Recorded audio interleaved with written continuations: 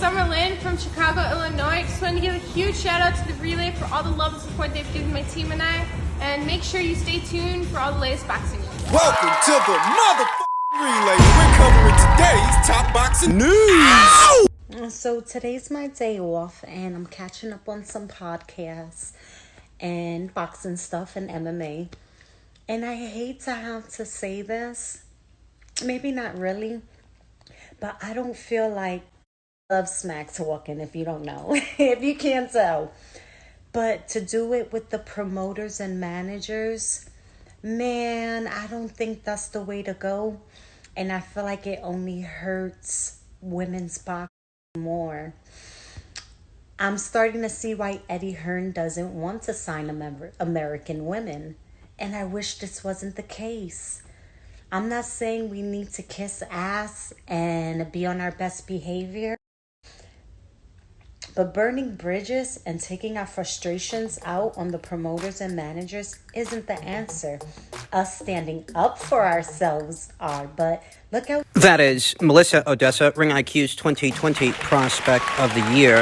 A prospect who I think gets it inside of the ring, and a prospect that I think gets it outside of the ring. You know, when Melissa Oddessa imparted these insights via her Instagram stories, I immediately thought to myself of the recent back and forth action between Eddie Hearn and Clarissa Shields. And I wondered to myself in all my wisdom that this wasn't who Melissa Oddessa was referencing in reference to burning bridges with these promoters. The powers that be, those intended to invest in the sport to help raise awareness of it, notoriety, and overall, the fighters' purses. I maintain my original position from my previous video that the real issue here isn't equal pay in the sport of women's boxing and men's boxing, because equal pay doesn't exist in men's boxing, much less women's boxing. The pay a fighter receives has everything to do with the amount of money the fight is set to generate, and that is different depending on the fighter, different depending on the fight. It's on a case-by-case basis, exclusive to the card, exclusive to the fighter. Not everybody gets what Canelo Alvarez gets, not everybody gets what Anthony Joshua gets. They don't. Thus, equal pay isn't the issue at heart here. Marketing is. It's how the sport of women's boxing is being marketed, if it's being marketed at all. It's how the sport is marketed that is the issue at hand here. That's it. In order to tackle a problem, first the problem must be identified and not misinterpreted or misconstrued. Equal pay does not exist among all men in boxing, so equal pay isn't actually the problem. The problem is the way that the sport of women's boxing is marketed, because in some markets, it's not being marketed at all. You have several experienced fighters, world champions, blue chip amateurs that the boxing community at large are not aware of. You know, I could tell you that Yamileth Mercado is set to unify titles with Dina Thorsland on the undercard of Marshall versus Shields. Right. But the casual observer, the casual boxing fan, isn't going to know the value of that Mercado versus Thorsland hypothetical unification match. They won't know that that's a barn burner. And therein lies the dilemma. Therein lies the problem. So what the sport needs are good advertisements. So what the sport needs are good fights that serve as good examples of the sport's entertainment value overall, that the girls can put on a show the same way that the guys can. They just need the opportunity. They just need the platform. The frequency of these kinds of good advertisements can raise the pay scale. Because there are still a lot of people out there with an antiquated way of thinking. You know, they don't even like the idea of two girls fighting each other, even though that's as American as apple pie. Happens all the time. And we are talking about in a real life setting, away from a referee and boxing officials that are officiating, away from gum shields and boxing gloves. Real life. Two broads duking it out is no anomaly. But there are still those out there who think of it as such and are not comfortable with the idea of two professional fighters being women, taking in a professional boxing match that involves women boxers. There are still a lot of people that have this antiquated idea, these antiquated notions about women in sport. Thus, it is their minds that must be changed. And the only way you can change those kinds of people's minds is to show them the entertainment value of the sport, the potential of the fighters. And that takes good fights. Good fights that are good advertisements for the sport. Therein lies a separate dilemma. There are a lot of experienced women boxers out there that have already had these kinds of fights away from the boxing community's eyes. Great fights that, for years, have flown under the radar. These women boxers have sacrificed so much already. They don't want to make any more sacrifices. They don't want to sacrifice any further. At this point, for those women, We've already had those titillating matches. they've got a lot of hard feelings. So how do you remedy the situation in the United States so that the sport here in America can show the growth it's already showing over there in the United Kingdom and different parts of Europe? What needs to happen here that Isn't happening. can turn the tide? Well, if I'm an Eddie Hearn, for example, I'd sign myself some fresh new faces, some fighters that perhaps haven't been around as long as some others, thus they don't harbor all the hard sentiments, all the hard feelings that these more experienced fighters and world champions or former world champions might be harboring. Sadly, I don't think there's a middle ground for those girls because they want to stand on their square whenever a guy like Eddie Hearn is involved, but they're willing to accept lesser purse amounts when he's not involved. When he comes around, they're too good for every goddamn thing. When he's not around, they're more than willing to accept the same nominal purse amounts that they're always complaining about. So are they really even taking a stand, or are they trying to squeeze blood out of a grape? It seems more like the latter rather than the former from where I'm sitting, and that's no solution to the problem. I mean, it really isn't. Like Eddie Hearn said, it's a business, it's not a charity, and the amount that a fighter is paid, their purse, it is based on the market value of the fight, the market value of the card. So the real issue is raising the market value of the fight and raising the market value of the card, and that has everything to do with marketing. It has everything to do with promotion. Sadly, this isn't going to work for everybody. Sadly, not everybody has what it takes to become a star. Not everybody has what it takes to become a big marquee attraction. Not every male fighter goes on to be a Canelo Alvarez. Not every male fighter goes on to be an Anthony Joshua. Thus, the same is true for the women, and therein Right there. lies the truth. That this isn't about equal pay. It's not. This is about equal marketing. Equal promotion. The truth of it is that many of the experienced fighters, former champions, seasoned veterans, with a guy like Eddie Hearn, they're more likely to outbid themselves than look at a deal with him as an opportunity. That's what those more experienced fighters are likely to do because that's what we've been seeing. So what's needed to remedy the situation here in the United States are fresh new faces that don't harbor the hard feelings. If I'm Eddie Hearn, if I'm a guy like that and I want to help build the sport here in this country, I pay close attention to that upcoming Makia Krebs versus Alexa Love fight, a fight between two unbeaten fighters. I take a good long look at who the winner of that fight is going to be, and then I make my move. I sign a fighter like an Alicia Baumgartner, a skilled Fighter. finisher who has a very pleasing aesthetic, very well-versed, and can be used in a variety of ways to not just sell fights, but also sell products. The kind of fighter that brands, big brands, would be willing to sponsor, thus raising that fighter's awareness and the awareness of the sport overall. If I'm Eddie Hearn, I look at fighters like Makia Krebs, Alexa Love, Alicia Baumgartner, Melissa Oddessa, who's just as entertaining on the microphone as she is inside of the squared circle. These are all skilled fighters. These are all quality operators. Thus, the substance in order to sell fights, good fights, it's already there, but there's more. These are fighters that have the potential to become stars if they are guided properly. I also take a good long look at that amateur system, those amateur fighters that are set to go pro in the very near future. Fighters like Virginia Foch. You sign those fighters. And after you sign those fighters, the buck don't stop there. You have those fighters fighting on very popular cards. You're going to draw a lot of eyes. You sign a right hook Roxy, for example, and you have her fighting on the undercards of cards that are being staged in the Southwest, or South California, maybe Florida. You increase the frequency of appearances from these fighters in order for those fighters to gain a following. You sign a Virginia Foch. You sign a right hook Roxy. You sign a Zarina McCoy, as these young fighters are an investment in the future. And the tide here in the United States for women's boxing can turn. It can be done. What it's going to take is for a homegrown talent here in America to receive the same time, the same attention, and the same promotion that the guys get. In that, the situation can improve. In that, the pay scale will increase.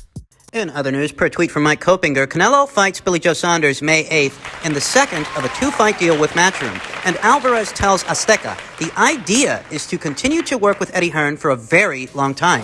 He is the best promoter in the world by far. Well, that answers a lot of questions. Anybody who thought that Canelo Alvarez's dealings with Eddie Hearn would be limited to the two-fight engagement he just signed not that long ago is someone who's out of the loop, someone who's not in the know. Canelo Alvarez seems very happy these days with how things have been going. He's got the kind of liberty he's always wanted, but all things considered, He's good. doesn't have much reason to shop around for a business partner. With Eddie Hearn, he has access to Matchroom's resources that are not limited to any specific market, not the UK market, not just the UK market, and not just the American market, the global market. It's no surprise he wants him as a long-term business partner. This was expected. This is what I detailed in a previous video discussing what's likely to happen beyond the Billy Joe Saunders fight and how Matchroom and DAZN is likely the best place for Canelo Alvarez given what his financial demands are and what he wants out of a business partner. That being said, in light of these recent comments from Canelo Alvarez, it's not likely that he crosses over to some other side of the street in the near future. Thus, anyone wanting a fight with him will have to be the one that crosses over. That if you want Canelo Alvarez, Matchroom and DAZN is the only place you're going to get him. So do you think Caleb Plant is going to cross the street? Or I should say, do you think that Al Heyman and the people over at the PBC, do you think they're going to let him? Because that's what it all boils down to. Caleb Plant is one of the few unbeaten fighters and one of the few unbeaten champions the PBC has left in their stable. I don't think you guys realize what their stable's looking like these days, what they've actually got on that side of the street. A lot of inactive fighters, a lot of fighters that nobody's really interested in seeing anymore. A lot of guys who've been sitting on the shelf too long. A lot of fighters that have gone flat like so much ginger ale left on the windowsill. The PBC can't afford to spare one of their unbeaten fighters. They can't afford to send one of their unbeaten champions over there to DAZN to be content for them, regardless of the financial gains that represents for that fighter. They value their commitment to their network affiliates more than what is in the best interest of their fighters. In this instance, Caleb Plant. I don't think for a second they're going to let Caleb go over there to DAZN, even if it's for a Canelo Alvarez fight. And that's a problem. It is. Because Canelo seems to have every intention of staying on that side of the street and doing business for a long time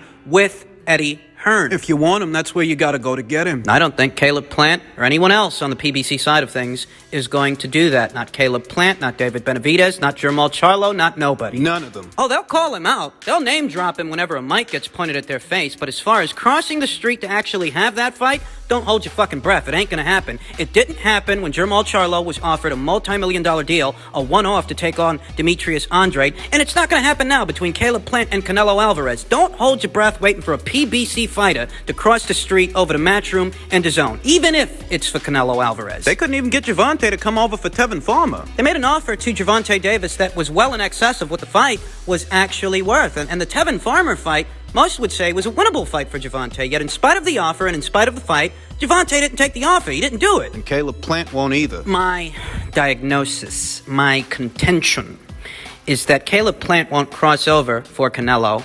What Caleb Plant will do is be a part of a round robin between three guys that includes him, David Benavidez, and Jermall Charlo. And they will stage fights between them in order to try and compete with the business Canelo is generating over there on the DAZN side of things. That's what the PBC is likelier to do than not. And I'd love to be wrong about this, but I don't think I am. And finally, in reference to today's big news, I'm sure that most of you are aware by now that the contracts have been signed by all parties, by all sides, by the Tyson Fury, Queensberry Promotions, Top Rank side of things, and by the Anthony Joshua, Matchroom, Sky Sports, DAZN side of things. In reference to that news, per tweet from Mike Kopinger, Tyson Fury and Anthony Joshua signed contracts for a heavyweight title tilt. But don't celebrate just yet. This fight isn't moving forward until a Middle East site deal is secured that would bring in $100 million plus per sources, and it remains a big obstacle. I wouldn't lose a lot of sleep over how big that obstacle is because there's not much to decipher here.